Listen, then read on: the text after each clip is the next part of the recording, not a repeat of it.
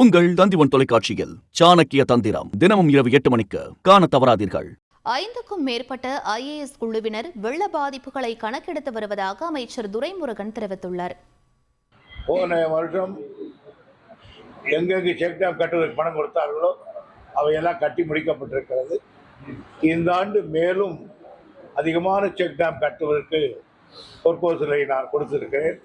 எனவே ஆறுகளில் மழைக்காலங்களில் வீணாகிறது இனிமேல் தேக்கி வைக்கப்படும்.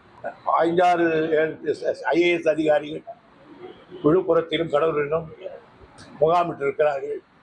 கிட்டத்தட்ட நீர்வளத்துறையினுடைய ஒரு கிட்டத்தட்ட ஒரு 100 இன்ஜினியர்கள் எல்லா இடங்களையும் சுற்றி கொண்டு எங்கெங்கு அடைப்புகளை அடைக்க முடியுமோ செய்துவிட்டு மிச்சம் அந்த பர்மனன்ட் ரிசோர்ட் பண்ணுவதற்கு எவ்வளவு பணம் தேவை என்பதை கணக்கெடுத்து உங்கள் தந்திவன் தொலைக்காட்சியில் சாணக்கிய தந்திரம் தினமும் இரவு 8 மணிக்கு காண தவறாதீர்கள்.